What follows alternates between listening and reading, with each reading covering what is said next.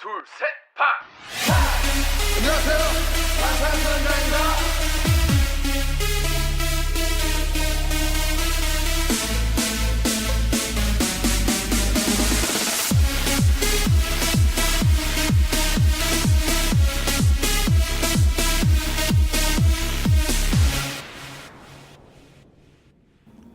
Hey, welcome back.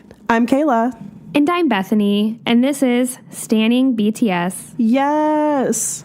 Yeah, welcome to another wonderful episode where we get to hang out for about an hour and just talk about BTS. What a wonderful hour it is, too.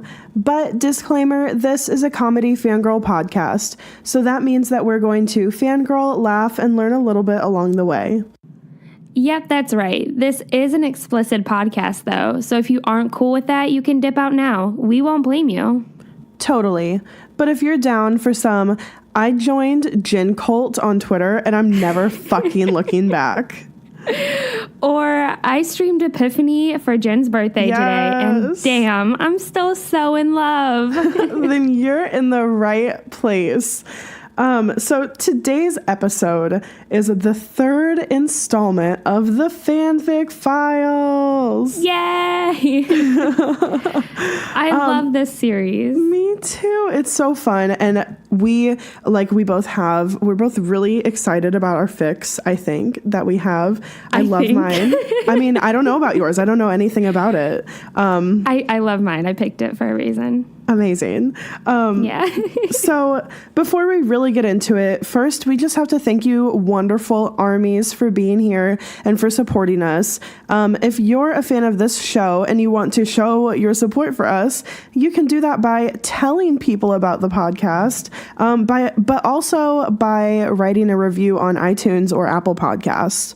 And then if you want to go like above and beyond, like seriously crazy, show us a little bit more support, then you can do that by donating monthly to our Patreon at patreon.com/standingbts. Or if you'd like, you can make a one-time donation at paypal.me/standingbtspodcast. And again, your support helps us to improve the quality of our content and to continue putting out weekly episodes. Any type of support that you guys give us is super appreciated, and we're just so happy that you're all here with us. Mm-hmm. Okay, so before we get into our fanfics that we picked, we have to talk about BTS's performance at Melon Music Awards. We have to. This performance is so iconic already. It's so iconic. I love how this podcast... we just name things iconic. I mean, but it's everything is iconic. Everything is. I mean, okay. A 20-minute performance, though. Like, that's at an insane, awards show. That is insane. Like, that's unprecedented. And, like... Okay, so during this performance, they performed Fake Love, Airplane Part 2, and Idol. But before Fake Love and, like, before Idol, they had, like, these, like, big, like, kind of, like, artsy but also like dance and Korean culture filled things, like little segments, and it was absolutely so cool. Yeah, it was really stunning. So at the beginning, when they started with Fake Love, they started off with those cells where they're each in their own individual cell, and we had seen those from some of their photos when they were coming out with Answer. And so I was like, oh my gosh, this is so cool that they incorporated this in to the Fake Love performance. And it was just so amazing to watch, like how I loved how it transitioned from one member to the next, how they were all, all the cells were dark and then some would light up and then you would pop up with one member, and oh my gosh, Taehyung has red hair, and Namjoon has purple hair, and Jimin has his silver hair. I mean, everyone just looks phenomenal. I loved that, like the transition back and forth with the lights, and then like, of course, Fake Love, the performance was amazing. Of course, Airplane Part 2, the performance was amazing. But I think like the thing that most people will think about in the future about this performance is Idol and the whole part of Idol. So right at the beginning of it, they first it was just Hoseok, and it was like this wall of people dressed in like traditional wear in front of like traditional drums. And and there were like different levels of people, and they all kind of looked like girls, but I haven't really looked that closely, but it just looked like girls around him in these like kind of like more traditional looking Korean dresses, and he's in the middle of it, and damn. He does like this dance, right? And the dance is so good, and somehow he, in his Hoseok way, hit every single beat with his body. And then I love the way that they transition. They like, he had this red fan that all of a sudden he grabbed and like whipped high up in the air, and then kind of acted like he threw it, and the camera blurred, like panned really quickly over to Jimin, who thrust his hand up in the air like he just caught this red fan. And it's like, fuck, like it's so it's such a like, creatively it's so good, like it's so well put together and well thought out. And Jimin's performance was one of the most beautiful, elegant things I've ever seen. Seriously. And so he's got, and just so powerful too, because he has that fan, and that part where he kind of scoops his leg out and like leans down on the ground, that I was like, oh my gosh, it's so smooth. Like he's so graceful. And then he like points the fan at like the 4 different corners, and like those movements are really quick and like specific. Like that's a really powerful move. But then just like contrasted with the big like fan circle that he does, where all of the fans go up around him, behind him, and he just looks absolutely fucking beautiful and ethereal and just stunning. And his like his jacket like slips, it shows a little bit of his shoulder, a little bit of shoulder. It came up just a little bit when he did that like fan twirl there. I'm like, I know. Just God, the audacity. Okay. And it's like so subtle, but it's not subtle. Like we know, you know. And and then he throws it over with, we really should have looked up what these dances are called, and like, but we don't know. But they're traditional Korean dances of some sort. Yes. So then there's like these, I'm going to sound really stupid now, like long white pieces of fabric that they hold around their hands, and Jimin pulls one up, and then he acts like he throws it over to Jungkook, and then he pops up and does his dance. It's like, it's not a streamer. I feel like there's a name for it. There has to be. Like a long ribbon. Thick ribbon. Yeah, but his is really powerful, and his comes off really more forceful and a little less pretty and elegant, whereas I feel J-Hope and Jimin's was a little bit more like that, and Jungkook's is just, it has so much impact and so much power and force behind every movement that he does, and he just looks so strong, and it's like so hot. But he did such a phenomenal job too. That's like also his dance style, I feel like. It is, because he did like a little jump twirl in the air that I think he's done several times before. But oh my gosh, the part where all of the dancers kind of come together and he disappears, and then they like lift him up. And he's like lounging in their arms, like on his head propped up on one arm. I'm like, really? Like, what the fuck? And he pulls that mask over his face. I'm like, why is this so hot? Like, why do you, again, the audacity, like, why do you think this is okay? It's not. It's not. It's not. And then when they performed Idol, they were all wearing like hanbok, and it's just like, no one can say that they're all westernized. Like, you can tell, everyone, the world can tell how proud BTS is to represent South Korea and to spread South Korean and like Korean culture all over the world and just make people aware of it, and how much they put it into their music, and how much, like, I mean, they spent like half the amount of time that like Idol was performed, doing like those traditional like dances and doing like basically a big huge nod to their culture and like so much that's important to them. So it was really, really cool to see. I think that I've watched that video like 4 times now, just like of the entire 20-minute performance. Oh, yeah. I had a party and I made everyone watch it. That's not true. I didn't make everyone watch it. I had Amber and Sarah watch it, but I was blaring that shit and everyone was like, what is this? This is so... Everyone thought it was so theatrical. But it's like, yeah. I mean... I don't know.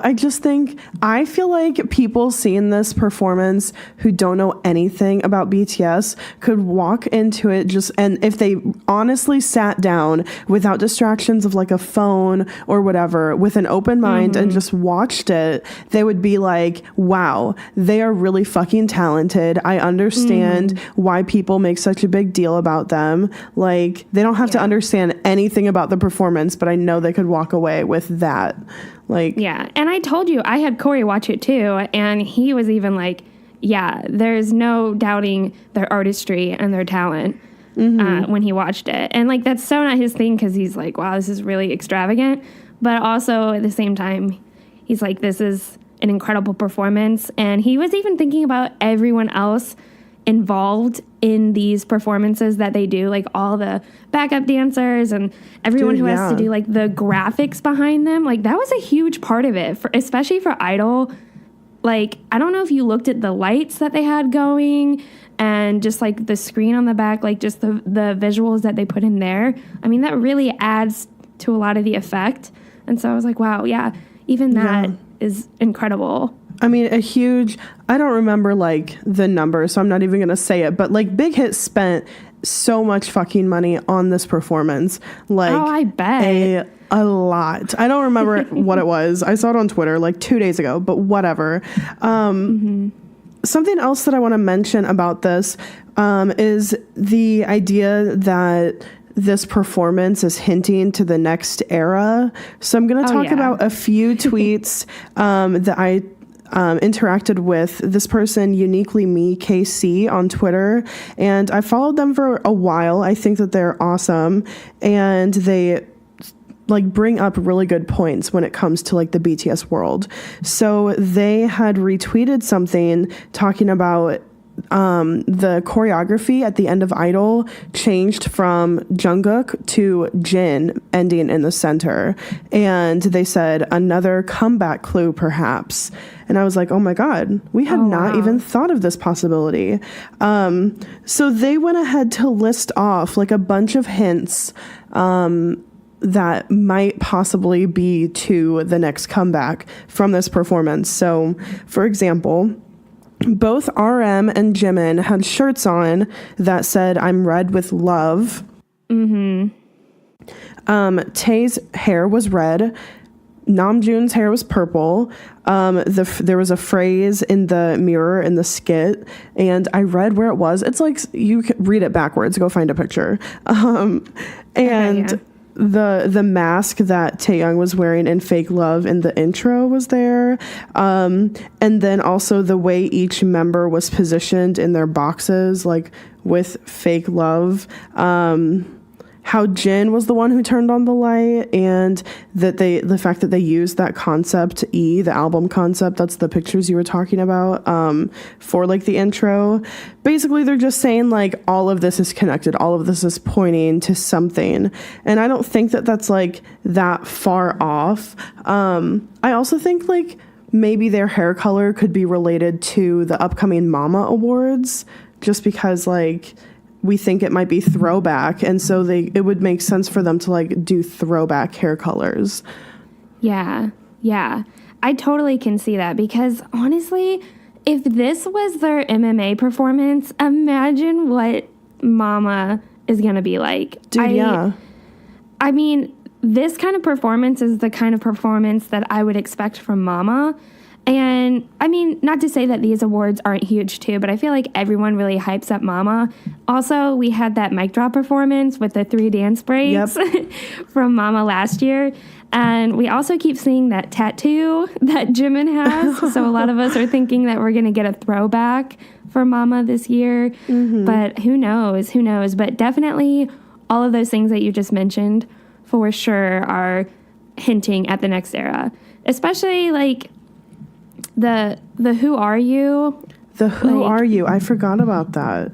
Yeah. Like the performance was Where called was that? The performance was called BTS Who Are You? Yeah, and that's right. People were saying like if you take the first letter of Who Are You, it makes an acronym WAY, like the word way, and it would kind of make sense after we just learned how to love ourselves. If we were like finding the way to ourselves, if we were questioning who are you, like if we were finding ourselves, like go from love yourself to find yourself. I mean, I just saw from all the stuff I saw on Twitter, that's kind of the idea that I have compiled from the think tank, I guess.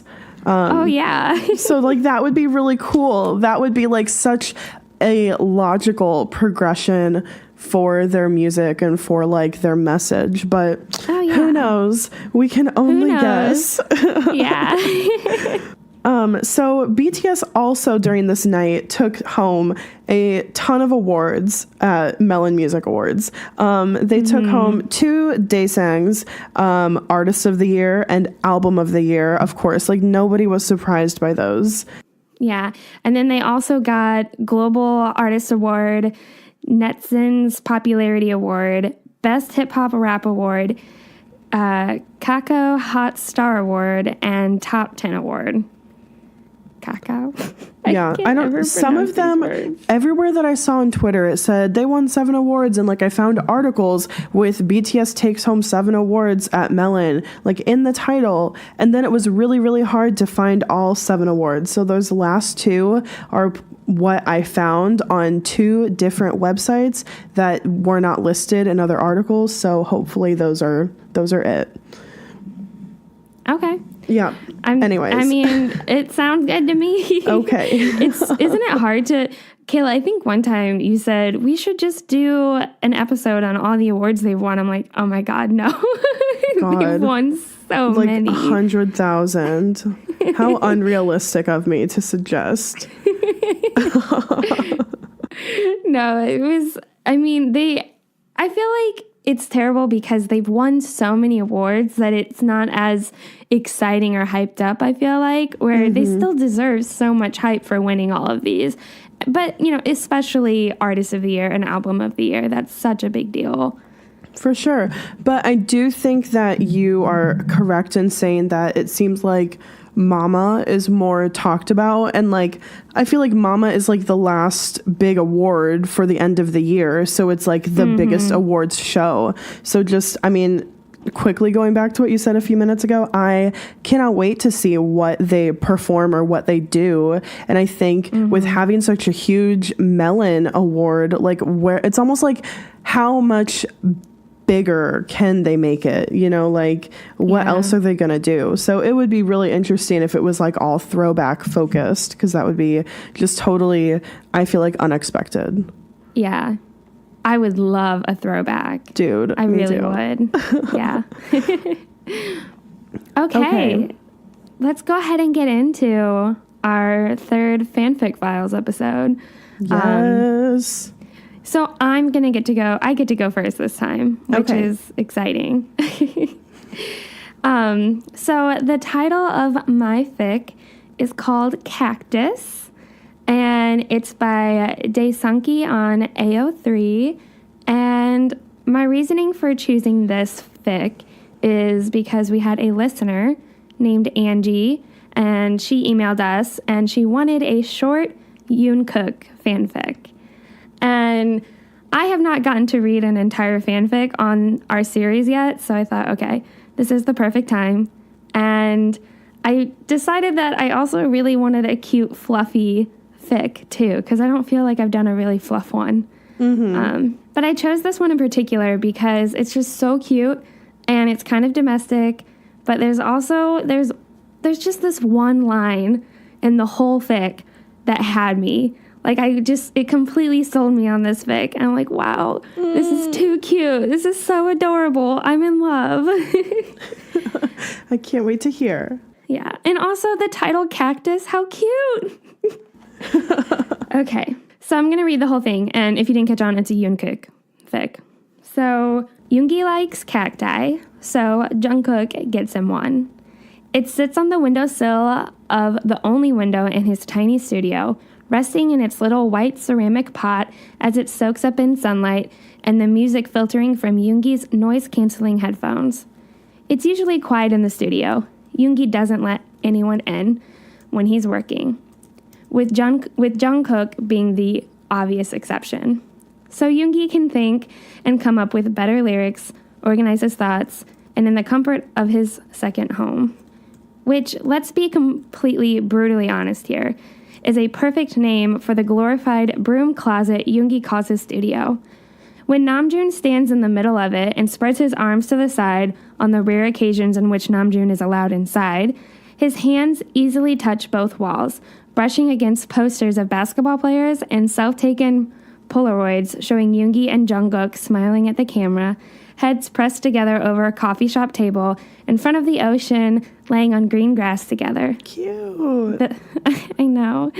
The third wall is taken up by an old sofa that barely squeezes inside the tiny room and is used as a makeshift bed for when Yoongi's eyes are burning, like he just opened them from underwater, or when Jungkook swings by and stays the night as Yoongi works. Cacti are low maintenance, Jungkook says as he scrolls through his Twitter notifications, stretched over the sofa with his legs dangling over one of the armrests. The woman at the shop told me to water it once a month and make sure it gets lots of sunlight, so keep your shutter open. Yoongi crosses his arms over his chest, looking at the cactus from the perch in his worn-out computer chair. I still think this is a plot all to make me get more vitamin D or whatever, he warns, squinting at the bit of cloudy sky he can see from the tiny window. Is that cactus supposed to be a metaphor of me or something? Because if it is, you're implying that I'm small and prickly. Isn't that so cute? So cute. That's the line that I was like, okay, I love this. I love this so much. So cute. Oh my God, Young. Jungkook. Yoongi Young. Cookie. It takes less than a second for Jungkook to throw his phone down on the sofa, cross the room in just half a step, straddle Yoongi in his computer chair, and cup his cheeks to shut him up. You're not a cactus, he tells the elder firmly, looking into his eyes and trying to keep a straight face on, despite the fact that he's crying on the inside. You're soft and tender and sweet like vanilla mochi. No. Yoongi's face takes on an expression that only can be described as that of deep displeasure, but his hands slide up to curl around Jungkook's wrists. I don't know which one is worse. Shut up, Jungkook breathes. And then he's leaning down and Yoongi's leaning up, and their lips meet just when the first lightning flashes. Oh my God, this is so cute. Like, isn't this like overwhelmingly adorable? Like so fluffy, so cute. I love it. Yes, it is. What did you say? Vanilla mochi? Like sweet vanilla mochi? Yeah. Oh, that's so Yoongi cute. thinks he's small and prickly, and then Jungkook says that he's sweet like vanilla mochi. Soft, tender, and sweet. The storm goes on for a few more days with no signs of stopping, but Yoongi's never been happier. Storms mean staying inside and getting extra work done without having to go outside or have anyone come visit him. The sound of music and raindrops hammering against the window is the only thing Yoongi hears for a long time as he clicks away on his computer. He stays extra safe, saving his works every hour and a half in case there's a power outage, and the smell of hot coffee keeps him company. He's happy. Sounds then like his phone rings. Yeah. Then his phone rings, vibrating against the tabletop violently and making the entire piece of furniture shake slightly. Jungkookie, the caller ID flashes, along with a picture of Jungkook flashing a V sign and his signature bunny smile at his college graduation ceremony. Yoongi smiles as he presses the green phone button and presses the phone against his ear. He wouldn't even consider picking up if it was someone else calling, but Jungkook is a special case. Jungkookie? Young! Jungkook's voice sounds cheerful through the phone, the honorific sounding warm and familiar in his mouth. When was the last time you ate? Yoongi pauses, thinks, taps his fingers against his mouse pad, the one that Seokjin got him for Christmas 3 years ago and has since worn out immensely. Not sure, he says, guilt slipping into his voice. How long ago was 3 a.m.? There's disbelieving laughter on the other side of the phone line. Open the door, Young. What? Yoongi spins in his office chair so he's facing the door, eyebrows pressed together in confusion. The door? You didn't. Just open it, Jungkook says, and his tone is so gleeful Yoongi finds himself springing from his chair and wrapping his fingers around the doorknob, yanking the door open forcefully to find a doused Jungkook smiling brightly at him. Surprise, the younger says, holding up a basket. Wait, hold up. Oh my God. Surprise, the younger says, holding up a plastic takeout bag, and Yoongi hangs up. You're crazy, he gasps as he moves aside to let Jungkook in, gaping after his boyfriend as he shuffles past him. You're insane, Jungkook. How could you come here? The storm. I was worried about you, is all Jungkook says as he sets the bag down, and his tone is so simple and final that Yoongi shuts up immediately, feelings of intense guilt and fondness and admiration bubbling up in his chest. Oh, that's so cute. Mm-hmm. That's like, that's like an act of like, deep love. Like if you're going to brave a storm and bring food. Mm-hmm. Oh my gosh. Yeah, and he's like drenched, which is so cute. Yeah. And so thoughtful. Like, I just feel that Jungkook would do that. He would bring Yoongi food because he's actually worried about him because he knows he stays up late and works ruthlessly. Yes. And I could totally like see him using that tone of voice, like just being like, because this is how it is. Yeah. Yoongi isn't good with expressing himself on the spot. Never was and probably never will be. That's why he writes. It's much easier to put your thoughts into rhymes and transfer them to paper, black on white, and store it inside his mini notebooks. So when he's overwhelmed with emotions, and he often is with Jungkook, he turns to the easiest problems at hand. You're soaked, he mumbles, gesturing to the small puddle already formed by Jungkook's feet, water dripping from his huge red coat onto the floor. Jungkook flushes and shifts his weight from one Timberland-clad foot to the other, always so eager to make himself as less bothersome as he can. Yes! Sorry, he mutters. I can mop this up somehow. Do you have any... He's interrupted by an Like what? With what? Yeah, I know. Mop, I guess. Like, do you have any what? Like, what the fuck? You're in a studio. Like, paper towels? Yeah. I don't know. A really small studio, too. Really?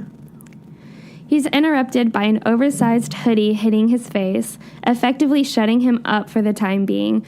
When he peels the offending piece of clothing from his face, he sees Yoongi dipping into his backpack and whispering under his breath, pulling out different clothes and tossing them over his shoulder dismissively. Young, Jungkook asks, voice hesitant, as he clutches the hoodie to his chest. I always make Jungkook sound so whiny. I don't know why. Yoongi turns to him, face slightly red as he tosses Jungkook a pair of sweatpants as well. Here, he says. The pants probably won't fit too well, but they're the biggest I have, so... Oh my God. This is so... Okay, first of all, I thought that he was throwing clothes at him to be like, clean the floor up with these clothes. But like... Oh, really? But like, no, he's doing the most Yoongi thing, which is taking care of them without fucking saying anything and just being like, throwing clothes at him to be like, put these on. Oh my God. Okay. Yeah, so sweet. It takes a moment for Jungkook to realize what that means, but then he blushes, a bright red seen only in Saturday morning cartoons. Oh my gosh, that's such a cute line. God. Yeah. These are your clothes, he squeaks, looking at the black hoodie and gray sweatpants in his hands questioningly.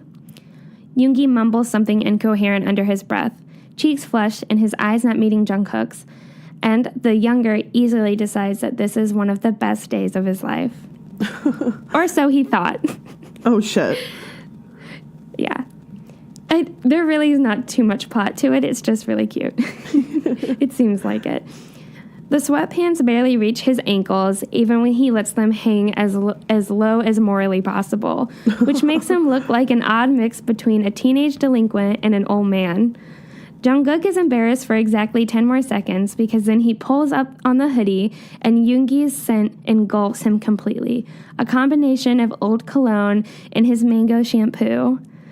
Jungkook balls his fists in the sleeves, the ends of which reach way beyond his fingertips. Yoongi loves gigantic sweatshirts, and raises one of them to his nose, breathing in the scent. Yoongi's busy inhaling the tteokbokki he bought him. Unsurprisingly, it turns out 3 a.m. was quite a long time ago.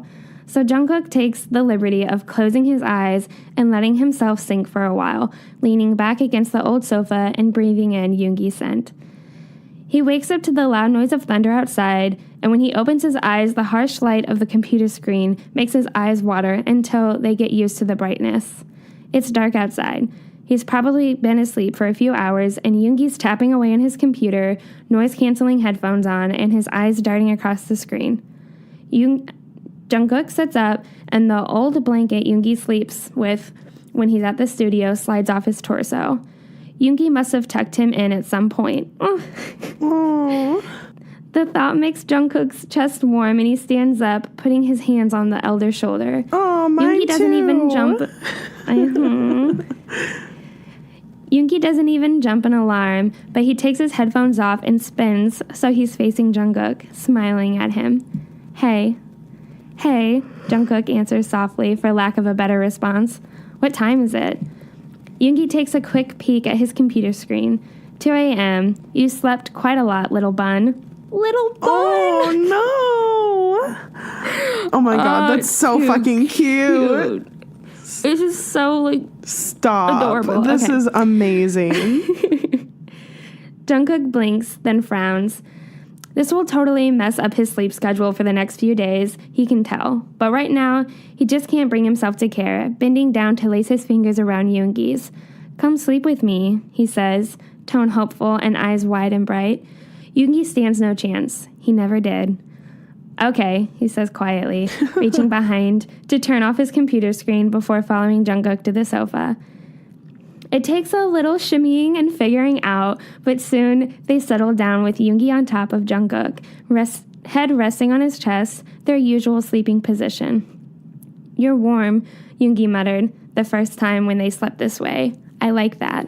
Oh. Jungkook laces his fingers together over Yoongi's back, eyes wandering over the ceiling as Yoongi's breathing begins to slow down. Eventually, they land on the cactus, standing in its white pot on the windowsill, the light of the lonely streetlight throwing one spiky side into sharp relief. It's quiet. There's the rain, an occasional thunder, and Yoongi's breathing, and Jungkook is in peace. Poor cactus, he says in the dark. All it needs is light, and now it can't even get that. Yoongi's head shifts on Jungkook's chest, moving so his forehead is against the side of Jungkook's neck. It's okay, the elder mumbles, voice deep and half asleep, by the way he slurs slightly. It gets all the light it needs because of you. No! Even as the words register in Jungkook's mind, it still feels unreal. Yoongi doesn't do this, doesn't say cheesy and cliche things ever. He cringes when people confess on TV and rarely tells Jungkook he loves him. Jungkook's face is burning up and his heart is hammering in his ribcage, and the smile that stretches his lips is one of pure joy. He kisses the top of Yoongi's head and closes his eyes. It's cold and windy outside, but Yoongi and Jungkook have never been warmer. And that's it. Wow. Oh my God. I love it. Yeah. Well, I love fluff. Mine is fluff too. But I love it. I love the way the cactus was brought back into it. I mean, it's called cactus, but yeah. I feel like the personalities that we perceive from them, some of that was in there too, but just with the Yoonkook volume turned up, the best part of Yoongi that could be with the best part of Jungkook, like if they were a real pair. That was really sweet. Yeah. I feel like the only thing I did the whole time was say ooh and ah, but that's how I felt. I mean, I really just was covering my face the whole time and just like squishing my own cheeks. It was just so cute. But I honestly, it was hard to find a short Jungkook fanfic. Like I looked for hours really trying to find like the perfect one because I really wanted to read one all the way through. And honestly, the like really short, smutty ones are just a little bit too much for me to handle and maybe a bit too much for this podcast. Yeah. So I was like, I don't even mind doing fluff because it's just so amazing. And this one was just so cute. Like the whole cactus line where he says, "Are you saying I'm small and prickly?" Like the cactus is a metaphor of him. I just thought that was so cute and adorable. Yeah, I love that. Great pick. Like, well, thank awesome. you. Doesn't Yoongi seem like he'd be small and prickly? Yes. But like he's not really. Like Jungkook can see him for who he really is, which isn't a prickly person, you know, like he's a soft vanilla mochi. Mm-hmm. Yeah. Okay. All right. So my fanfic is also on AO3. The author is Gimme_Namjooni. And the notes for this says, I wrote this because I'm deprived from Namsock fanfictions, and we need more of them. I'm a hardcore Namsock shipper, and it's time to see the beauty in them. And honestly, like, so I wanted to find a Namsock fanfic because we did the ship episode over them and we both concluded that they were just like so bro TP, but like we both wished that there was something more out there and we were like, there has to be hardcore Namsock shippers out there. So I searched for so long and I'm also going to read mine completely.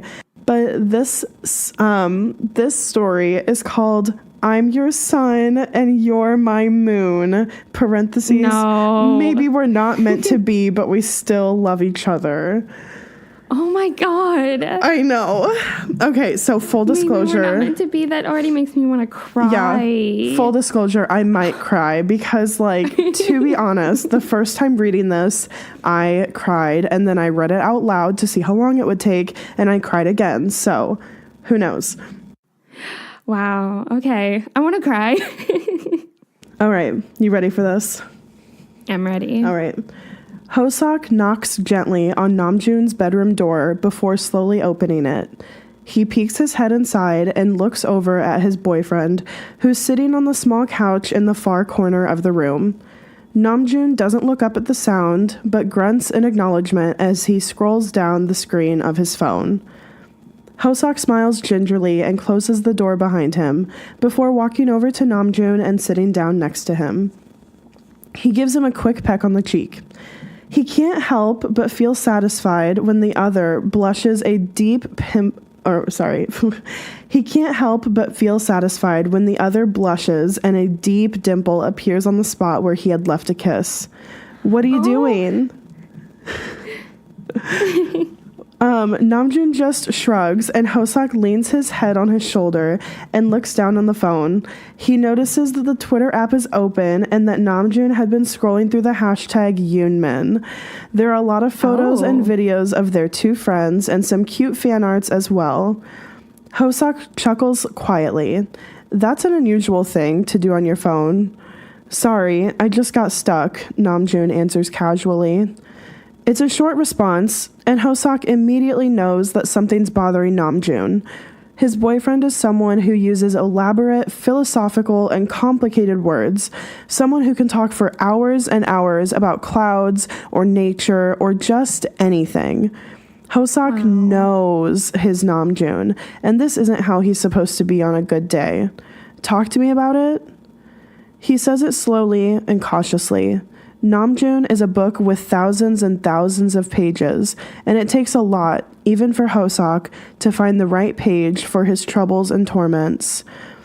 Namjoon just sits quietly for a while, grabbing Hoseok's hand gently and intertwining their fingers together. They fit like puzzle pieces. I just noticed on Twitter, or anywhere really, how much people are talking about Yoongi Young and Jimin. He starts off uneasy. How they believe that they're in a relationship. Hoseok nods slowly. He wants Namjoon to finish before he says anything.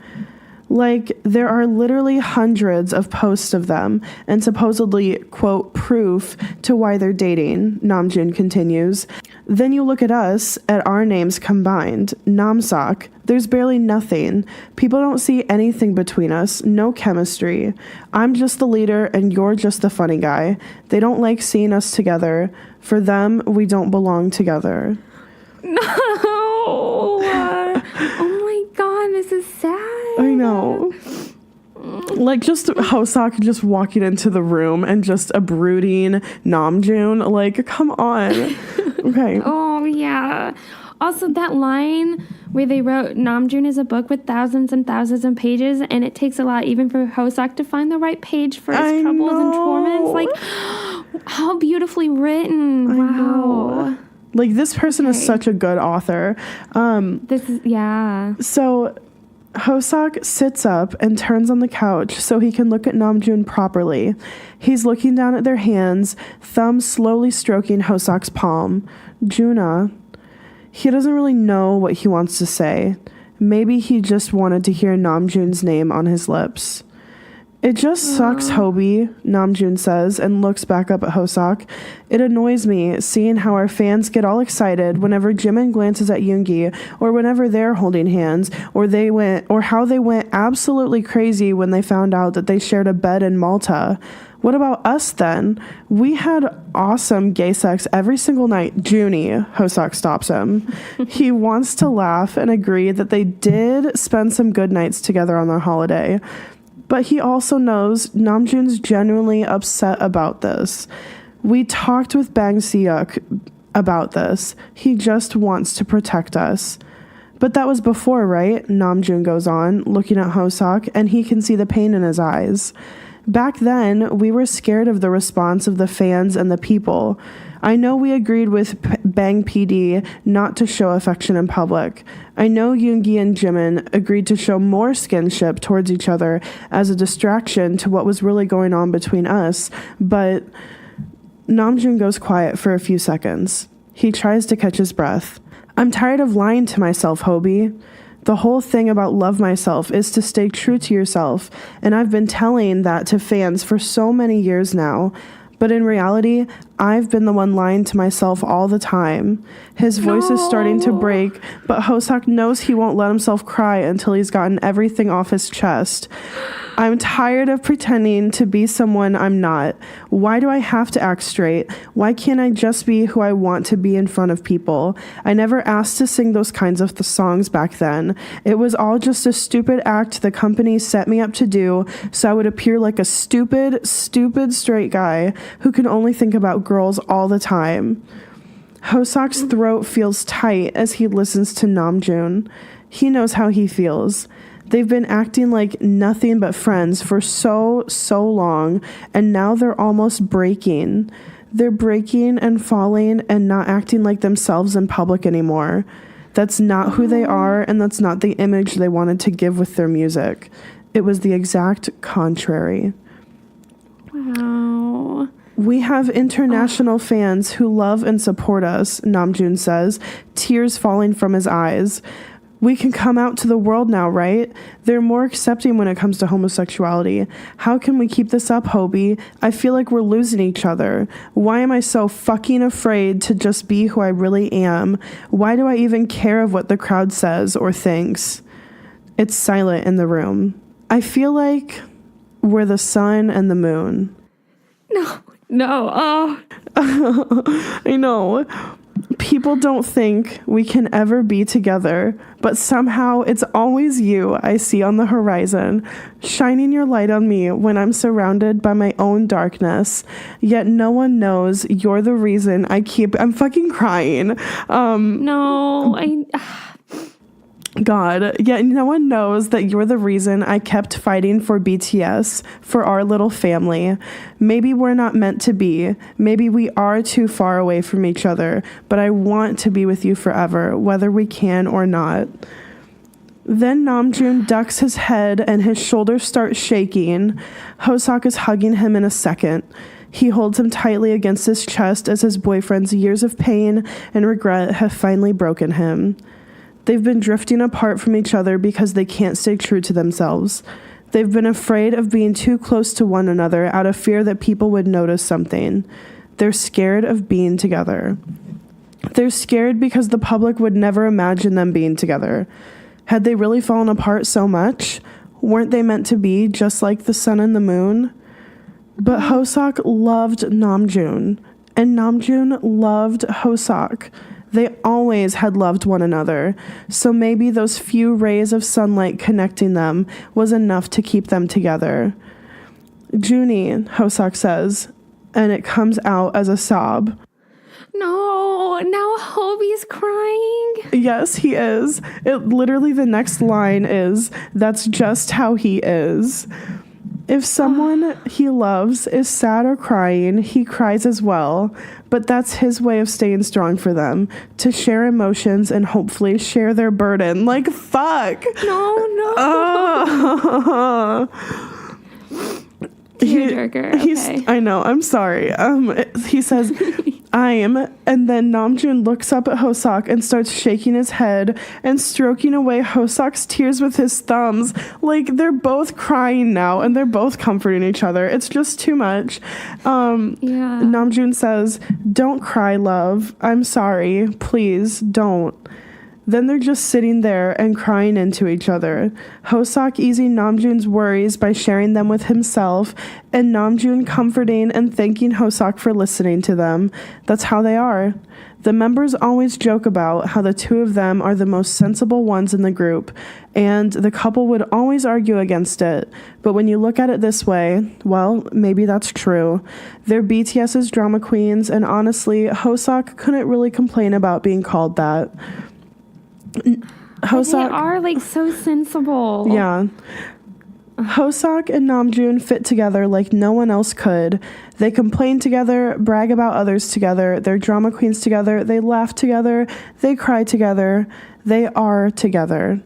I love you so much, Hoseoki, Namjoon whispers into his lover's neck, hugging him even closer. I love you too, Junie, Hoseok whispers in response, always. He then pulls away and smiles brightly at Namjoon, who returns it half-heartedly, drying off his face with his sleeve. We're such a mess, Namjoon says wetly, and Hoseok laughs. Namjoon's smile grows wider at the sound, and Hoseok's glad to see the dimples back on his face again. Junie, I have to be honest, okay? Hoseok takes Namjoon's hands in his. I want to come out to everybody just as much as you do. I'm less scared of it now than I was before. People are starting to change their minds about things, and I'm sure most of them wouldn't mind, but maybe now is not the right time. He looks at Namjoon's reaction for a second before continuing. We're at the peak of our career right now. All eyes are on us, both fans, haters, and critics, and I feel like it would catch too much attention. We have to concentrate on us at the moment, but on us as BTS. Haters would find any kind of flaw to try to push us down, but this is what we've dreamt of for a whole life, and except getting married, Namjoon mumbles. Hoseok smiles fondly and sighs. Of course. He leans in and kisses Namjoon passionately, hand on his neck to pull him closer, and the other responds quickly, deepening the kiss. They pull away after a while to catch their breath. You're right, Namjoon says. Now's not the best time. But we'll be able to soon, Hoseok responds. Maybe we can start by asking Jimin and Yoongi to calm down a notch with the touching. They're way too good at acting. It feels too real for me sometimes.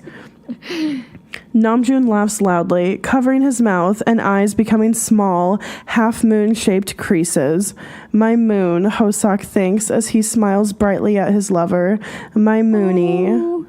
Oh my gosh. I know. My moonie. My moonie. How perfect. I know. We'll make it through, he says, once Namjoon has calmed down. And you won't lose me, Namjoon. Promise. Thank you, Hoseok. Namjoon whispers back, smiling, for everything. They'll make it through together. Wow. Yeah.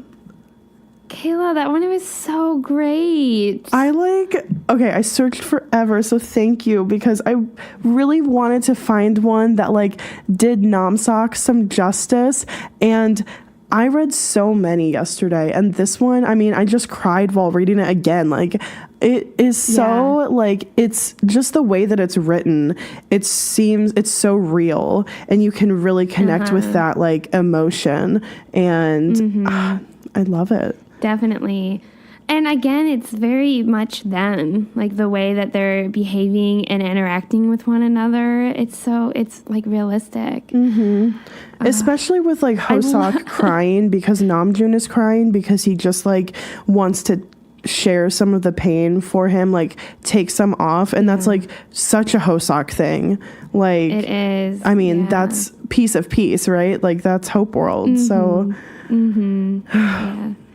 I love how one of her additional tags is crying. Crying. Angst fluff. Namseok is real. Crying. God. Wow, I loved it. The title. I know, the title, really. That's why I kept it a secret from Bethany. I'm your sun and you're my moon. Because like sun and the moon was such a big thing. Like that during the Namseok episode, the thinking about them as the sun and the moon is the only thing that I was like, yes, I fucking love them. Yeah. Especially with Mono being released. Like, now I really just picture Namjoon as the moon, and especially with like Moonchild and everything, really. Yeah. So I commented on this person's thread on AO3 and let them know how much I loved their story and that it made me cry and that I was going to put it on this podcast. So if you're listening, Gimme Namjoon, thank you so much for your story. We loved it. Yeah. I should definitely comment on Daesunki. Like, dude, yes, you should. They did a really great job. Yes. Yeah, I'll comment. The cactus was just too cute. I can't get over how adorable it was. I love that.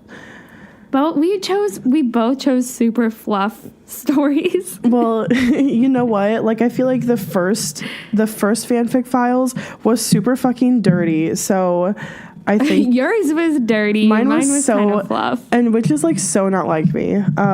Yeah. So yeah, here's the fluff. Here's what I needed to feel in my heart and soul today. Was fluff. Yeah. Okay. All right.